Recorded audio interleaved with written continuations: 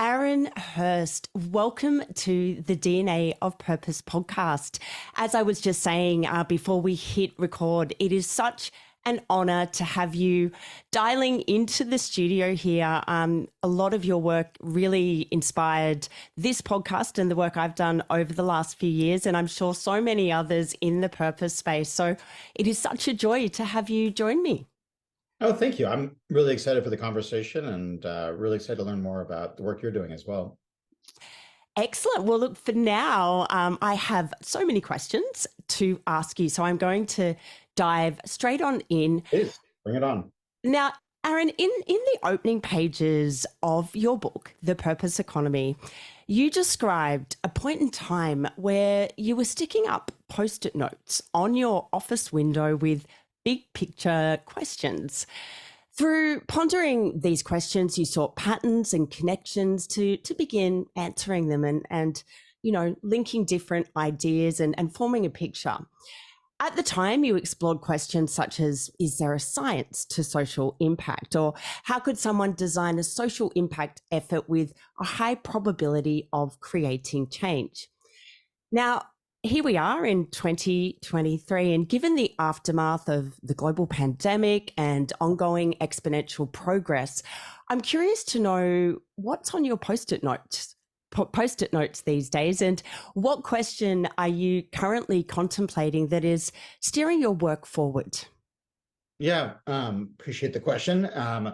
Which Post-it notes? I've been going through sort of exploration. It's honestly been more Post-it notes about my own life. I've got 2 kids, one just started college a couple of days ago, which was a huge life change. And I'm really trying to figure out sort of this next chapter, how I want to, fulfill my purpose, how I'm going to make the maximum contribution, but also just enjoy life. I think now that I'm almost 50, there's like a real acute awareness that life isn't forever, which we always knew intellectually, but you start to actually see that like, oh, that's actually true. And start to really evaluate like, what is it that I really want? What are the relationships that I really want to invest in? What is the impact I want to make? How do I want to, continue to grow? So a lot of the questions I'm asking are really at that personal level. I think more broadly, a lot of the questions that I'm looking at are that are sort of interest to me are just sort of looking at some of the major challenges in our society today and trying to understand the root cause of them. And I think one of the biggest ones to me is the real problem around mindfulness and consciousness in our society, how we have, I think, greatly diminished the level of mindfulness overall in society. And it's heavily, I think, a product of technology and the technology industry, and really thinking about, how is it that we could actually, turn that around? How could we actually help the next generation be a mindful generation? Because I think we're headed in the opposite direction. And Just some of the questions. Yeah, and what I'm really curious about is how does that connection to mindfulness intersect with the experience of purpose? Oh, it's at the core, because I think the more research I did in the topic, the more just it became like the truth just came back to the same thing over and over again, which is nothing inherently has meaning. We actually, as human beings, are the ones that create meaning. We decide something's good or bad. There's nothing inherently good or bad. We make that assessment, and that's how we create meaning in our lives. So people have jobs that, saving burning babies every day and come home and say that job is not meaningful because they didn't create meaning for it, whereas someone else did the exact same job and they created meaning for it. So if we actually look at people who are fulfilled at work, it's not the job that defines it so much. It has to do with whether or not they have a purpose mindset. And if, as part of that, they have the practice of reflection and having the mindfulness to actually proactively create meaning. And that really has turned out to be the core differentiator between people who find their lives meaningful and not, as whether or not they're creating that meaning. And you can't do that if you don't have a level of mindfulness. And it really speaks to the idea that the most powerful story we can tell is the story we tell to ourselves about ourselves in relation to how we connect with purpose through that story, but also at an energetic level and an emotional level. Absolutely. And I think that's one of the biggest myths in our culture is just that these things happen to us versus we create them. Yeah. And as soon as someone starts to understand that, like, we need to create them, yes, certain environments are easier. Yes, certain managers, certain companies make it easier, but at the end of the day, like we're the ones that create that. And if we don't take personal ownership of that, the environment has very little impact. Mm. So, Aaron, I'd love to learn a little bit more about the younger version of you. So, I'm wondering if you can share with me a little bit about where you grew up and what your your youth was like, with a focus on how these experiences built a foundation for the work you have done as a translator of insight and wisdom for purpose-driven leaders all over the planet. That's like a whole book's worth of content. I can give you like some of the highlights on that topic. Yeah, I mean, I was born in Aspen, Colorado, which is a mountain town. My parents were hippies that were living up in a teepee in the mountains. And my grandfather was the CEO of the Aspen Institute, which is a global convener and think tank. So a sort of interesting combination of worlds of this very progressive hippie world, and then this world my grandfather was in with heads of states, heads of companies, and they were sort of that combination. I think that very much defined a lot of my life, is looking at that intersection point. So I'd share that. We moved every couple of years, so that was a major part of who I am, as a sort of, I've seen a lot of different places. I've had to constantly adjust and get to know new people, and I think that's defined a lot of my journey. My parents are both Jewish by cultural descent, but had, before I was born, become Buddhists, Tibetan Buddhists. And I think having that combination, called a Buju, combination of Buddhism and Judaism, I think was very influential to who I am. I think to simplify it, with the Buddhism, a lot of it was around mindfulness and consciousness. And I think with Judaism, it was about tradition and asking questions. And those very much inform who I am and how I show up in the world. So those are major pieces. I think my first real taste with doing service in a way that was really impactful was in college, when I did work in a local prison system outside of where I went to school at the University of Michigan, where we were taking students out to teach in the prisons and then using that as a means for experiential and service learning.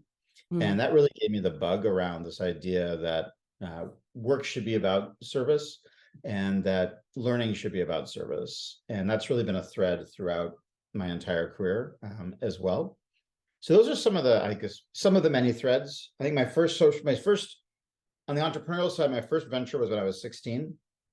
And I think that was the first time my parents didn't know it wasn't labeled. So I had no way of like really understanding what it was, but it was this idea of like I had a job at McDonald's for a week, and I was like, why would I do this when I can like go create my own business?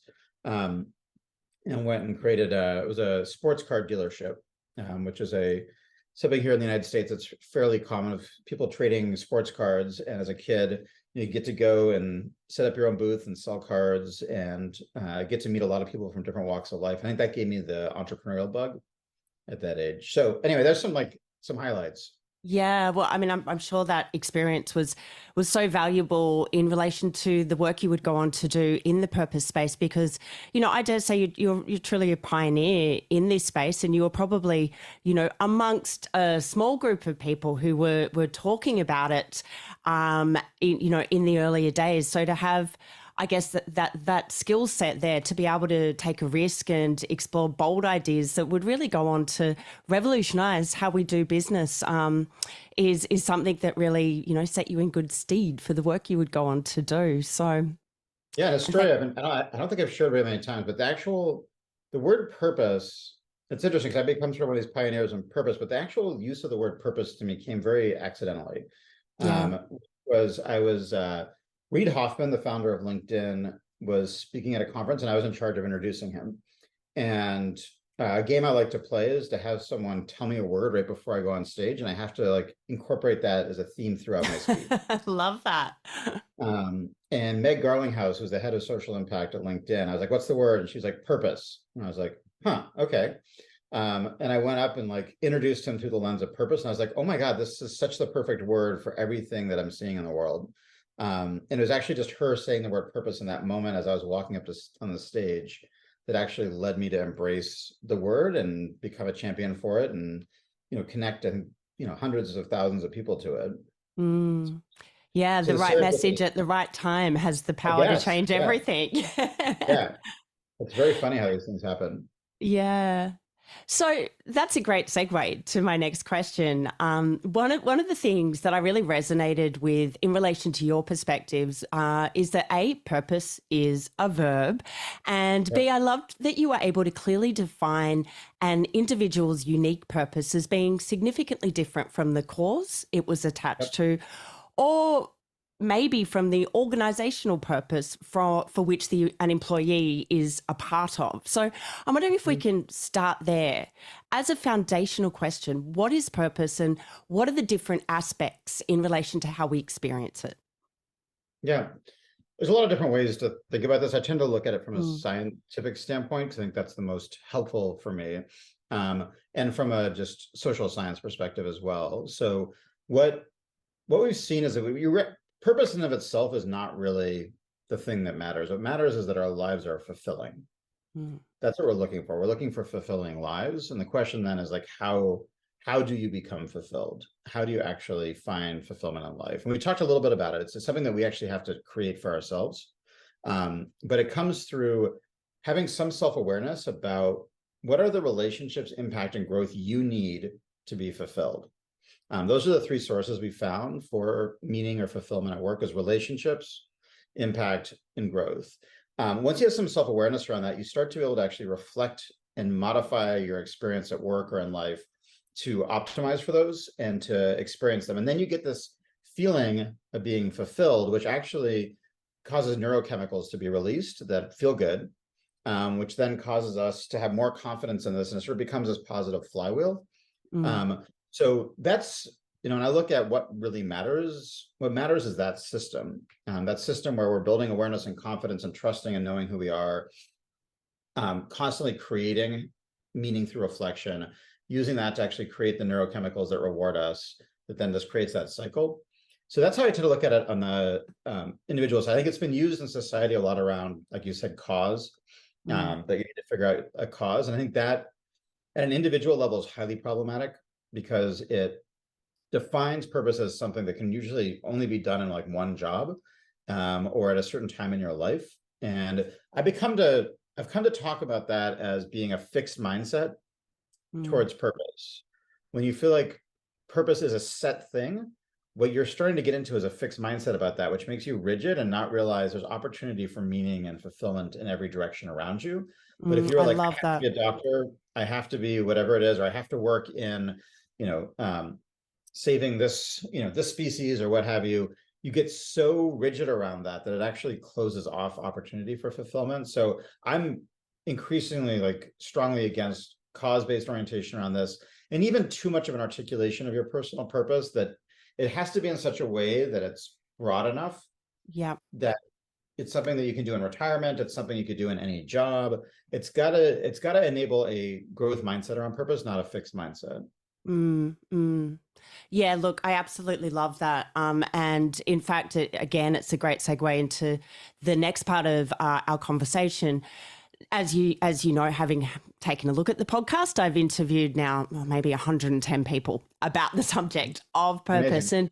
and over the course of that journey, I have, in my opinion, come across certain misconceptions that, as you're saying, I believe can leave people in a bit of a rut with regards to truly experiencing purpose as a verb, as something that they feel at a visceral level in the present moment, which you've just explained the science behind that and why that happens. The first misconception is firstly that purpose is defined solely by an overarching directional statement, a statement of why, without any grounding in who we are or where Yep. we are located. That Yep. purpose is, like the hero's journey, in that you've got like the lone mountaineer going off, into Yep. the wilderness in order to find meaning, as opposed to purpose being something that stems on connectivity and collaboration and something we experience in relationship. Yep. Um, the other one was around, and I'm curious to get your thoughts on this one, was around that purpose can only be experienced if we have reached that point of self-actualization and transcendence. If we sort of look at Maslow's hierarchy of needs, in that possibly that paints a picture that we kind of need to climb up these ladders of success. And then once we've got to a certain point in our life, we then can create space for purpose, as opposed to anyone being able to create purpose in any circumstance. Then finally, you just touched on this, the idea that we can only have one purpose, which, you know, obviously my purpose as a mother is very different to my purpose in talking to you today. And so, look, in light of all these talking points, I'm curious to know, firstly, based on your research, what is true in relation to our collective story of purpose, and what story do you believe needs to evolve?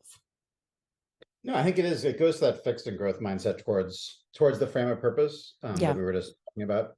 I think all the things you said are absolutely on point. And I think this idea that it's only for people who have means. Most of the most miserable people I know generally are the most affluent and most people and executives. Yeah. And to me, like, that speaks to the fact that work is broken, but also that it's not money that creates meaning or purpose. And in fact, I think anyone who's traveled has seen people who are living with very little means, who have much more fulfilling lives than probably half the CEOs in the world. And I think it's been used as a way to say that certain work doesn't have to be human, because people just need money and that's all there is. And when you actually acknowledge that everyone needs it and everyone can have it, it puts a higher onus on individuals, but also on employers to say, like, you can't design and have a job that doesn't have a fundamentally human core to it. So that to me is like just such a critical story to shift. And it's part of, I think, the capitalist story overall, which is trying to state that money is the holy grail. I think we've seen, like, research, you know, study after study just showing like that's not actually the case. Yeah. And I mean, we see so many people get to the top of that mountain, and what they are lacking is the fulfillment that you're talking about, despite having gone on that journey. Yeah, no, exactly. And I think it then ripples down throughout the organization. So I think there's also just this big myth, which is, well, actually, let me say one more thing about this topic before I move on. I think one of the things with Maslow's hierarchy, this is not scientifically based, but my observation is that Maslow's hierarchy is largely driven by fear and whether or not people feel a sense of scarcity. I think there's a lot of people who have an abundance mindset, and then Maslow's hierarchy doesn't quite work the same way. They don't need to have their base needs met always to be able to go and do things that are towards the top of Maslow's hierarchy. So I think there's a fundamental mindset question there. And yes, I think a ton of people, probably the majority, have a scarcity mindset, which is what makes Maslow's hierarchy so valid. But there are an awful lot of people who have an abundance mindset where I think that hierarchy largely gets thrown out the window. Absolutely. And I mean, when you consider that hierarchy was originally developed, I think, in 1943, in the context of the world at that time was, you know, I think it was right off the back of the Great Depression, that of course it was built through that lens of scarcity. However, we live in a vastly different world here in 2023. Yes. So secondly, what I'd love to understand a bit more about is why our experience of purpose, in your view, is symbiotic with meaningful relationships and a greater cause. And what does that mean in regards to how we cultivate the purpose mindset in the workplace? Yeah.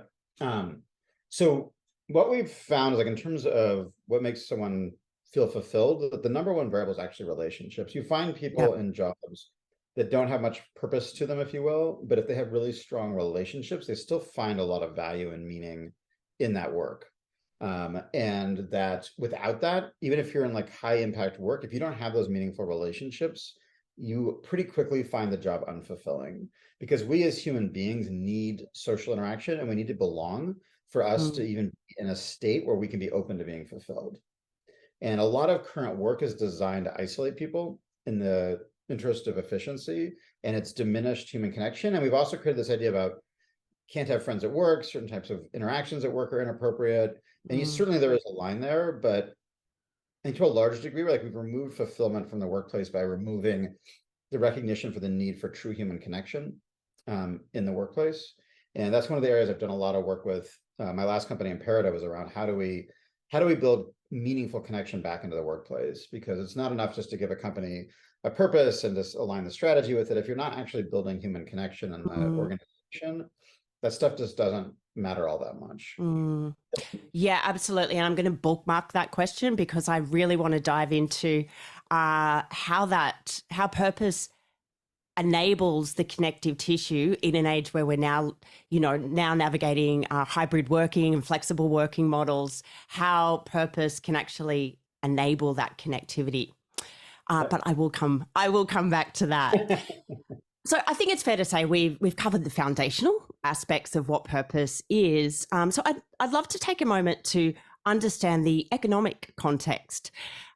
In your book, you have an amazing infographic that guides readers on a journey from the industrial economy to the information economy, and you talk about the sharing economy, which, with the help of the millennials, created the perfect storm to give birth to the purpose economy. I'm wondering if you can talk our listeners through these phases and explain in a little more detail the ins and outs of what the purpose economy is all about. Yeah, no, absolutely. So it really starts with the agrarian economy, which started thousands Mm. of years ago. And the way I think about it is that we as human beings are constantly trying to hack our lives. We want to live longer and we want to live better lives. And with each different evolution, like we were working to find ways to improve our quality of life and extend our lifespan. So, beginning with the agrarian economy, when you stop being nomads and were able to settle down, that enabled for much more stability for people. You then had the industrial economy occur, which enabled us to actually use machines to be able to do a lot of the hardest labor that was happening before. It enabled us to have access to different types of healthcare and different types of service. This again was like a major hack to try to make us, more have better quality of life and longer lifespan than like nature maybe initially designed. Information economies sort of did the same thing around the ability to create human connection, to create connection of data, to enable us to scale a lot of the interactions that before, again, were not high quality of life forms of labor. Did that piece. What I saw with the purpose economy, what was happening was that as we were getting to that next stage, people were able to generally reliably get the food on their table. They were able to have access to like the shelter and the reliable resources they needed. They were able to get access to information as they needed it, but that you actually were starting to get to that higher level point in going back to Maslow, like people wanting to actually have meaning in their life. Like it wasn't enough just to have basic needs met, which is what most of the previous economies were about, that people were saying like, no, I actually want to find a sense of fulfillment in my own life. I want to feel like my life matters. I want to feel connected to people like at an emotional level. And you were seeing also that there were, for the first time, because of the information economy, we knew about existential global threats to the world, like climate change.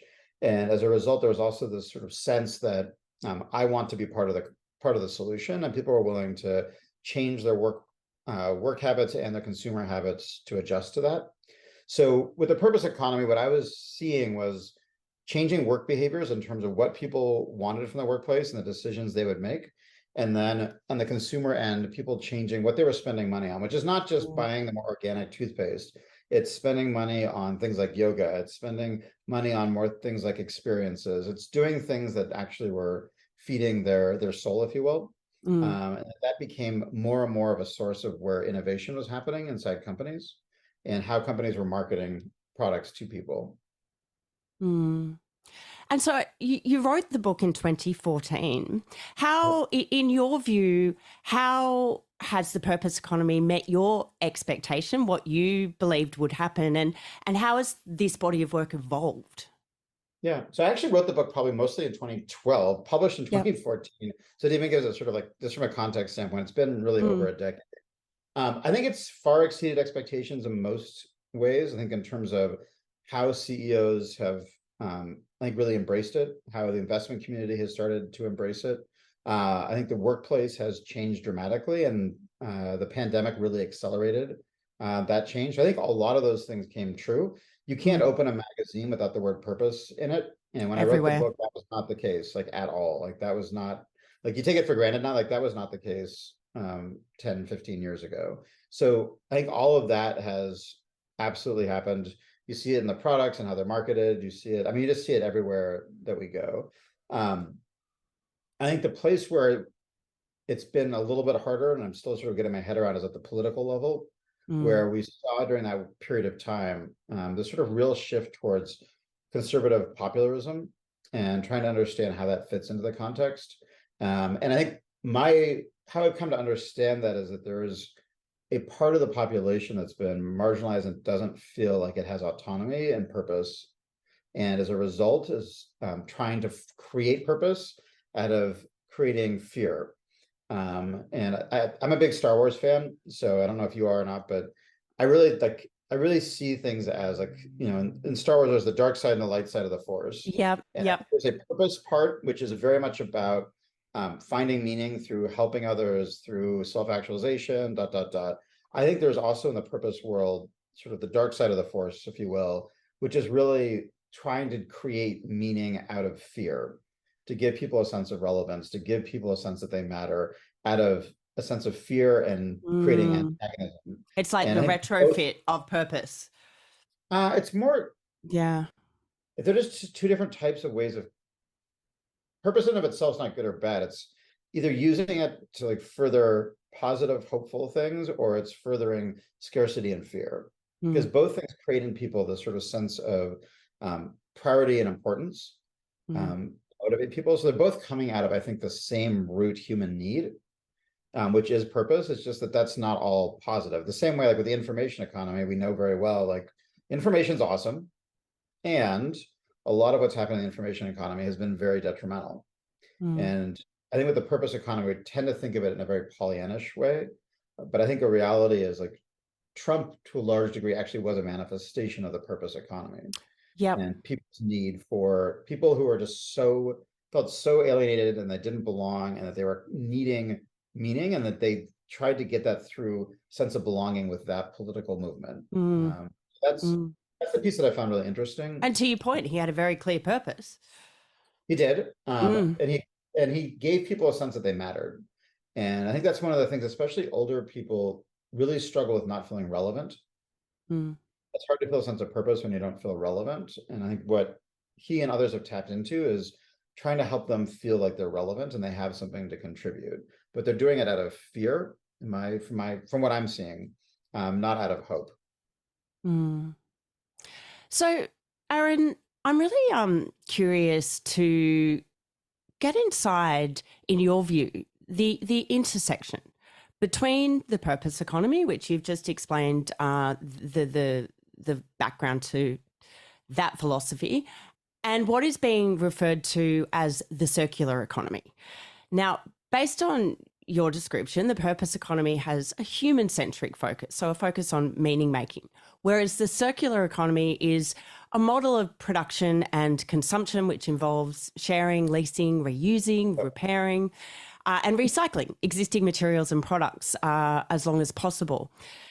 Donut economics is another extension on that, which factors in societal impact as well. So I'm curious to understand, in your view, what is the relationship between these frameworks? How are they similar? How are they different? And really, what are the possibilities for convergence here?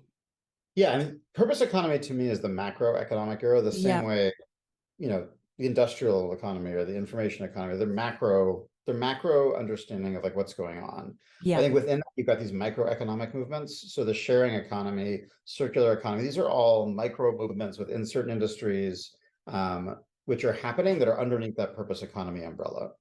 So you see it through, people talk about the experience economy, we talked about the sharing, circular. There are so many different, and I think there's one diagram in my book, which I haven't looked at in a while, where it just sort of lays out a bunch of those, but they all to me are part of this broader purpose economy. Okay, cool. Awesome. So I'm wondering then, do you think we will see within an organization's more connectivity then between purpose as a human experience and product design in terms of creating more sustainable solutions and helping leaders to essentially act on achieving, your ECG goals and all of that sort of thing? So the way I look at it and the way I talk to companies is we want meaningful relationships, we want to make an impact, we want to grow. Those are the things we want as human beings. And what you see is that's true of people as employees. So employees want to be working on products and projects that they feel are making a positive impact, which is driving some of the change that you're talking about in terms of like how we're actually going about it. On the other side, the consumer side, people want to make an impact, and one of the ways in which someone can feel like they're making an impact is by buying things that they feel further a social or environmental outcome that they want to see, right? Mm. Like sustainability. So what ends up happening is that this broader need for purpose, for relationships, impact, and growth, that need for impact is driving a lot of this change inside companies around ESG, because you have both the employee drive and the consumer drive Mm. that are leading there. And then I think you have with a lot of the environmental part of ESG, I think there's also just some like very real operational pragmatic needs when we look at limited resources, we look at the reality of supply chain. So there's a very pragmatic side of it that's not driven by employees or by markets. It's just simply economics, like most base economics. Mm. So I want to loop back then into the future of work. Yeah. Given the rising influence of millennials as they step into leadership roles and subsequent generations who are now prioritizing flexibility, mental health, diversity, inclusion, and sustainability, the landscape of, I guess, organizational expectations is evolving.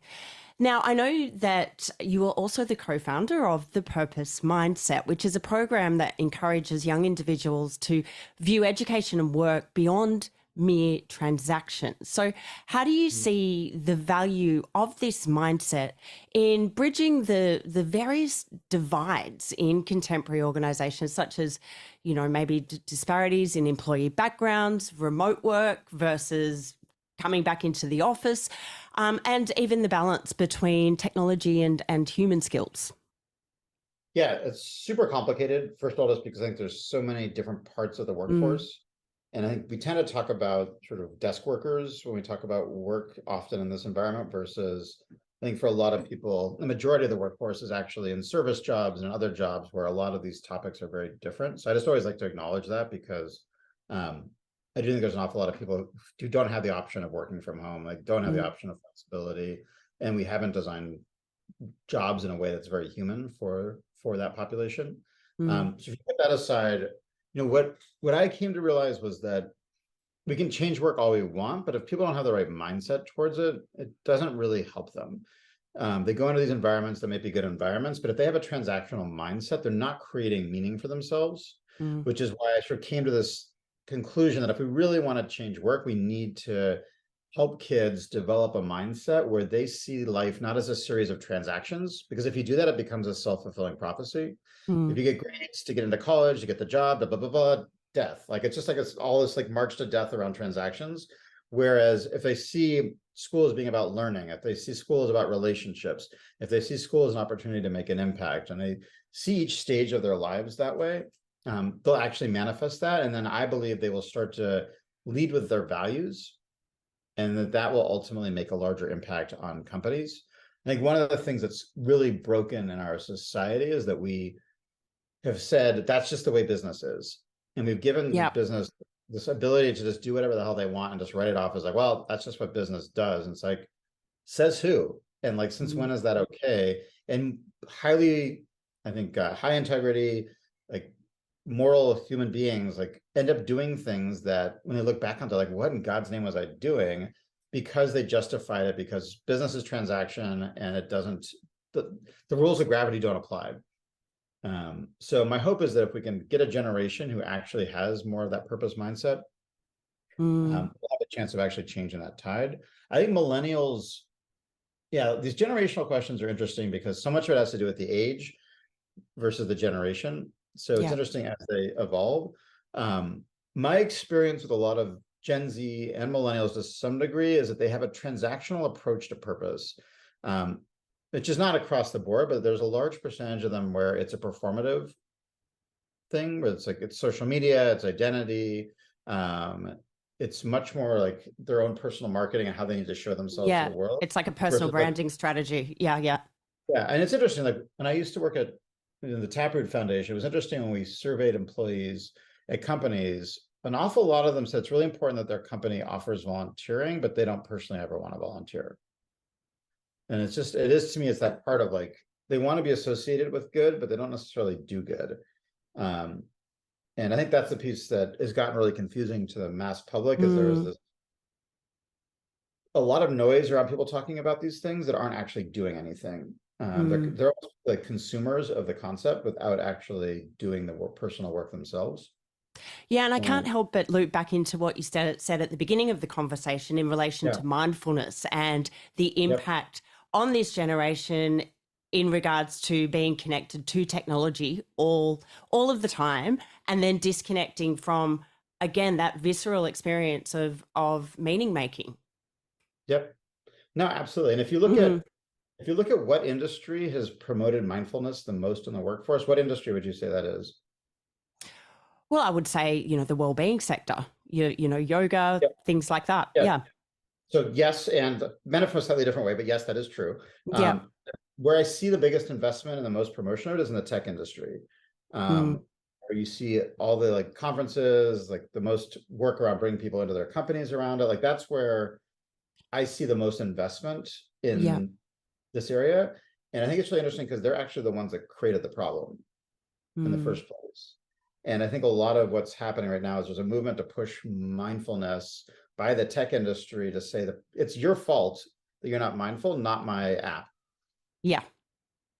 Yeah. And I think ultimately like we need to give accountability to the tech industry for like having created this problem with mindfulness in the first place, and not Mm. turn them into heroes for promoting mindfulness. Yeah, exactly. Like promoting like the sugar industry for promoting exercise. You're like, well, yes, Yeah, yeah. but Yeah. so And so much of mindfulness is actually getting outside and getting in nature and doing things that are completely counterintuitive to sitting there on an app in the first place. yeah. What's about quiet? Like part of just getting quiet, and I think most kids don't have comfort with quiet anymore. Yeah. Yeah. Oh, well, look at, I think the work you're doing in this space with the purpose mindset, is going to provide such a needed service and a toolkit, not only to help young people cultivate the purpose mindset, but it's the kind of thing that I'd love to see in organizations across the board. Because, I think there's such a great opportunity to, when we're looking at things like climate change and some of the big problems that we need to solve in the world right now, that if we can begin to cultivate this purpose mindset across all generations, we can start to move these big ships. Yep. Yeah, no, it's trying to build consciousness just Yeah. generally. And I think Yeah. and just holding to account sort of who we are as organizations, Yeah. and sort of having the consciousness to realize like we shouldn't apply different rules just Mm. because it's a business. Yeah. And again, what I love about the idea of purpose being a mindset is it comes back to purpose being a verb, in that it's something that you can cultivate. Yep. You can work hard at it, you can train for it and get better at experiencing purpose, as opposed to, I'm waiting for my purpose, or I'm going to discover it and, it's going to land in my lap. That it's quite a practical approach to the cultivation of something, in the same way we might go to the gym, we can go to the purpose gym. Yeah, no, it's not like, I mean, I think about growth mindset, which is this belief like Yeah. maybe hard, but I can learn anything, right? Mm. I can grow. I think similarly what we see with people with purpose mindset is like anything in my life can be a source of meaning and be fulfilling. Like I just need to make it that way. And when you have that frame, it literally changes how you show up in the world. Mm. And I've seen a lot of people in the nonprofit sector, NGOs, who don't have a purpose mindset at all. And that's why, you see a lot of people working in causes that are miserable human beings because they're still fundamentally operating out of a transactional frame. Mm.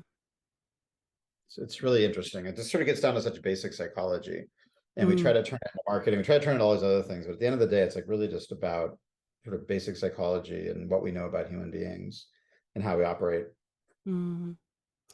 So, Aaron, I'm curious to dive into the subject of purpose, as I said before, as the connective tissue in relation to some of the future of work trends we've already touched on. Within that, what I'd love to know is, what do you believe purpose-driven leaders need at this point in time in order to be able to build trust and to be the change the world needs right now? Yeah, and so I'm doing a lot of this work right now, actually in partnership with a company in Latin America to really bring it out in Latin America, which Yeah. has been really fun. I think when we're looking at leadership, there's a couple of things that we look at. I think first just begins a lot with self-awareness. Mm. This is not stuff that you should be doing until you've done your own personal work. You need to understand who you are. You need to understand your values. You need to understand what gives you meaning, and what sort of gives you a sense of purpose. And that's, for some people it's easy work. For some people it's harder work. It's not about a definitive answer, but you need to at least be in the process of asking those questions of yourself. Mm. And it's something that I highly encourage companies to invest in, having their leadership teams taken through that kind of work. So they're starting to do that themselves, because you can't talk about this stuff with any kind of integrity if you aren't living it. Mm. And the case for it is so clear. When we asked people, what do you think the mindset of your leader is? Is it purpose or transactional? When they thought it was purpose, you saw just higher scores in every single thing we measured. When people felt like their manager or leader was transactional, like all the numbers were in the toilet. And that's the first step, is like, you just got to like actually walk the walk. You have to be doing the personal work. You need to be showing that vulnerability. So Mm. that's the first thing. The second thing is moving from a management frame to a coaching frame. So manager is about control, coaching is about amplifying and lifting up. Mm. And I think anybody who has any kind of people management responsibility should be trained as a coach at some level. And the core of coaching, again, is it's about lifting people up, helping them solve their own challenges. It's not about giving advice. If we can make those shifts, that is Mm. really, really powerful, because that's what we now know is effective, is that coaching methodology, not the control Yeah, it's model. moving off the hierarchical structure of leadership and Yeah, and it's being, flattening yeah, things out. exactly Yeah. that. Yep. And then so you did personal work, you helped operate as a coach with your team. I think it's then learning how to create the practices and routines as a team that reinforce that sense of meaning throughout the organization. So you need to be able to start to create the sort of regular touch points that reinforce whatever it is that you're wanting to build your culture on. Not just do it once and launch it. Like, there really is a science behind that. And there's Mm. a book called The Power of Moments by the Heath brothers that does a brilliant job of really explaining like how to go about doing that. I highly recommend that book. And the final thing is, leaders need to know how to create purpose-driven goals. And by purpose-driven, I'm not saying they have to be like sustainability goals. It's just so many people work for goals, they don't understand why they need to do what they're doing. The why Mm. isn't. And it's really on leaders to make sure that when they're putting down goals, whether it's at the macro level or the micro level, that the why behind it is like super clear to people, because without that, people just feel like they're doing work for the sake of work, and there's Mm. no sense of purpose literally like behind it. So those are Mm. the sort of key things that I really, push, is like, do the personal work, operate as a coach, build the right routines and rhythms, and then make sure you're creating purpose-driven goals that are clear on the why. Mm. And again, it comes down to the cultivation of the purpose mindset, because without that, it's really hard to have people showing up with that mindset in the moment, day to day. Mm. Absolutely. And it's creating that psychological safety and the routines that reinforce that mindset. Yeah. And the Mhm. belonging, I imagine, sits in that we're all in this together. 1000%. Yeah. 1000%. Yeah. Yeah. And it's not that hard to do if you're committed to doing it and you've got a culture that's willing to do it. Because it's actually in a lot of ways a lot easier. You have to unlearn a lot, but a Mm. lot of the things that are actually part of this are more human and natural. We've tried to adapt to become professionals.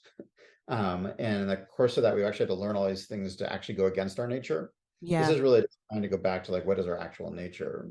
Yeah. Yeah. The unbecoming, to sort of reconnect Yeah. with the truth Yeah. of who we are. But I'm interested in that though, because if we look at leadership, Tanil introduced us, and Tanil and I were having a chat about some of the struggles with adapting to hybrid working models. And she spoke about one of the challenges in leadership being around letting go of the ego attached to these sort of hierarchical models, to having people in the office, and that kind of command and control style of leadership. And so you mentioned the unlearning. So much of what it takes to unlearn something and unbecome something is also a surrender of ego, which is not necessarily an easy thing for people to be able to do. What would be your advice in relation to how leaders begin to let go of who they thought they were or who they thought they should be in order to be able to invite in more purpose? I mean, it so depends on the person. A lot of it's like, Yeah. some people do therapy, to be Yep. candid.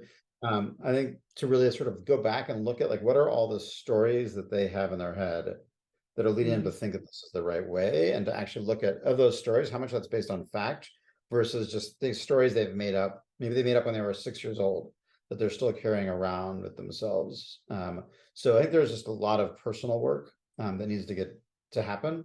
And then I think it's that switching of your job description from manager to coach. And when you mm, start to see that shift, the relationship changes and you realize like a coach is not the star of the team, right? mm, The coach is the enabler, but the coach is not the star of the team. And it's a big problem if the coach is the star of the team, right? The star of the team are the people on your team that are actually doing the work. And if you can get people into that shifted frame, mm. uh, I think that starts on that path. But the Yeah. whole work from home, work flexibility, like that is such a mess and it's so complicated. And I'm sympathetic with the leaders who want their teams back in person. Like it's fun, like just from a pure like enjoying people's standpoint, like it's nice to be around people. Yep. And it's nice to have that connection. And I think also a lot of them have cultures that are not that great. And therefore, as a result, they've got people who aren't working as hard or are using the flexibility and abusing it.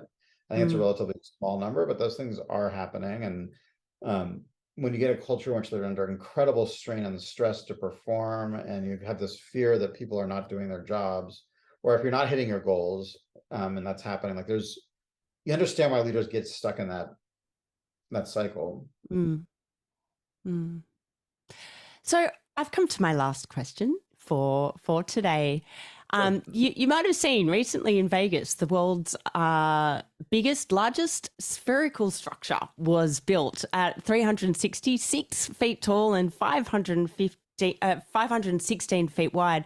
It's a bowl-shaped theatre and contained some of the world's highest resolution wraparound LED lights. So Huh, I'm interesting. wondering, right, if you had access to that sphere for 1 week, knowing that the message that you want to put out into the world was going to be received globally, what image or what words would you share on it and why? First of all, I want to look up the sphere thing. It sounds very You have cool. to check it I out. haven't heard about It it. is extremely cool. I don't know. Like, there's so many different things that come to mind. They're probably all different things that are on Hallmark cards today. Mm, I think what comes to mind is you are enough. yeah. I think most people I know, their pain comes from not feeling like they're enough. And if we could address that, I think the cascading opportunity for individuals in society is like incredible. And it's one of those like little things, but it does fundamentally alter humankind if that if Mm, people felt that way. mm, It's very rare that I find someone who believes it. mm. Very rare. Yeah, I love that, and I think if people can connect to the idea of you are enough, they'll also realize that they are their purpose Yep, exactly. I mean, at this the is why same time. these are all connected. And like the older I get, the more just it's all the old cliches and all the wisdom that's been passed down, whether it's through religion, whether it's through philosophers, poets, like there are just like a core set of themes that are just fundamental human truths, and we constantly stray from them to rationalize things we think we want, or to get Mm, manipulated by industry into thinking we want things that we don't want. But I don't think there's a lot, like there's not new wisdom to be had. Like the wisdom's there, the wisdom is within everybody. I think we like to have thought leaders, we like to write all these books, but like the books all tend to like boil down to like 3 or 4 things at the end of the day. And you are enough is definitely one of those. The core mm, themes that you see at the core of religion, when it's done right, it's the core of philosophy. Like all these things come back to that idea. mm. Aaron, it has been such a pleasure having you on the podcast. Where can our listeners find you online? Where can they learn more about your work, your book, the purpose mindset, all of the things? Yeah, I mean, LinkedIn's my primary means of communicating and connecting with the world. So just Aaron Hurst on LinkedIn.